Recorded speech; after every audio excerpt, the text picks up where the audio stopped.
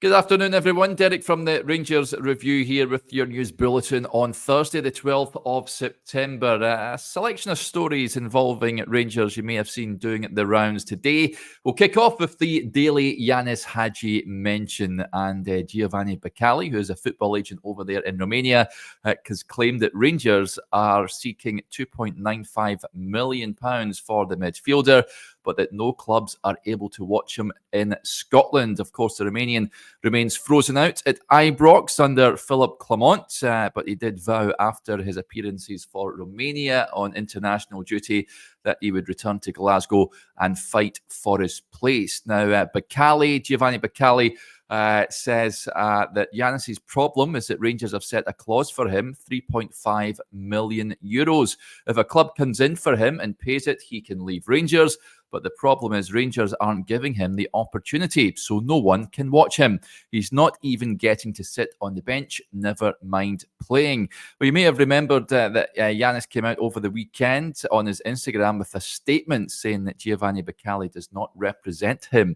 This was regarding news, speculation with his future and a potential return back to his homeland. But it remains to be seen what is going to unfold in the weeks ahead for Yanis Hagi and Rangers. But by all accounts, Giovanni Bacali seems to think that Rangers are looking for just under £3 million for Yanis. Do you think that's an acceptable asking price? Let us know in the comments. Meanwhile, staying with Hagi, the former Romanian World Cup star, Josef Rotario has questioned Philip Clement's decision not to use Hagi. The former Steaua Bucharest and Galatasaray midfielder said, "I watched Yanis during the international games there. I have never watched a player in my life who could dribble equally as well with his right or left foot. I know what's happening with him at Rangers. He should be used by the Rangers manager, no question. He's an exceptional player." So there you go. That is what he had to say on the current situation. Other news you may have seen, we discussed it a little bit on the morning briefing when I was on with Chris this morning, and that is the SFA releasing the VAR audio from a number of incidents in the Scottish Premiership and League Cup in recent weeks.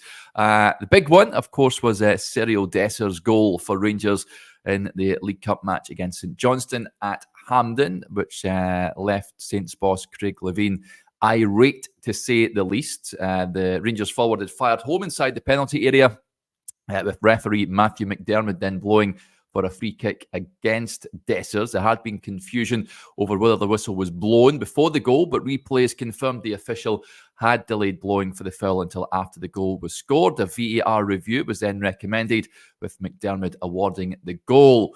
Now, the SFA have released the audio of the incident as part of their new The VAR Monthly Show, discussing refereeing decisions. McDermott can be heard telling his colleagues he intends to award a free kick to St Johnstone, but delaying his whistle until the goal is scored. Now, I'll read you the audio and what head of referees Willie Collum had to say about that. So the VAR room said APP, potential offside, header and reset. APP, the referee then goes, going to give a foul, going to give a foul, going to give a foul. VAR, let me just check that on field. Just tell him we are checking it. Referee, I have to delay. I have to delay. There's VAR because if I'm wrong here, I go to the screen. I have to delay. I have to delay. The VAR then says, Matthew, just delay. We're going to check that. So the St Johnstone player stands on him. Dessers doesn't do anything wrong for me. Matthew, just confirm what you have seen, please. The referee then says, for me, he goes through and catches the defender as the defender kind of turns. VAR then goes, okay, so I can show him evidence that doesn't suggest that. Matthew, it's Greg. I'm going to recommend an on-field review for awarding the goal. Make the signal, then make your way to the screen. So Willie Collum has confirmed that the correct decision was made in the end to award the goal.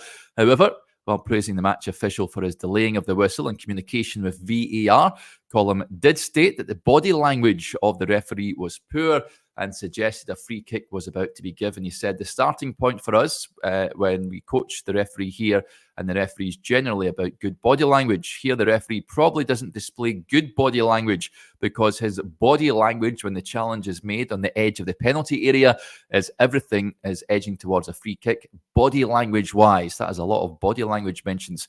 However, when even though his body language is showing that, he correctly delays the whistle. He correctly communicates, so the VAR is aware of what he intends to do if a goal is scored. And when the ball hits the net, he then blows the whistle for what he deems to be a defensive free kick, punishing the Rangers player for a challenge. The VAR then go into a check, and then they quickly come to a conclusion that, in fact, there is no infringement. I would also say this is a normal footballing contact. Some people have said to me, would it be a penalty if the attacker had gone down? For me, this is normal football contact, and it would have been play on. Nobody does anything wrong. Column goes on to say the VAR checks and realises the Rangers player has not committed a foul, and therefore they recommended an on-field review for the referee to assess that, to come to the screen and have another look. The check takes quite long because there is also an offside in the build-up, and the VAR needs to make sure they get that right. We would like that check to be quicker. We would like the check of the attacking phase of play, the potential offside as the referee comes to the monitor, to speed things up. We know it can seem very slow. Ultimately, for us, apart from the body language in terms of the whistle, the delay, and the communication with the VAR, the correct process was followed. And ultimately, for us, the correct decision was reached. He added, the reason I am more than satisfied is there are two aspects to this. Firstly, we can hear the audio and hear when the whistle goes. And if the whistle had gone prior to the ball going into the net, it would be impossible for the referee to speak at that time because he would be blowing the whistle. But you clearly hear the match referee indicating by voice what he is going to do. For us, it is absolutely clear the whistle was blown after the goal was scored. Very importantly for this as well, some people said if the referee thinks it's a foul, he should blow immediately there. That is absolutely against the protocol. And for us, if the referee blows his whistle at the point he thinks a foul happens, and then immediately the shot is struck and goes in to goal, it's a disaster for us. And asked whether it's as simple as playing to the whistle for players in similar scenarios, Column said, I understand that, but I would also compare it to occasionally an assistant would raise an incorrect flag. And just because people may stop, it is impossible for a referee to accept an incorrect flag. That would be another scenario. We would tell people it's best to play to the whistle than play to a signal.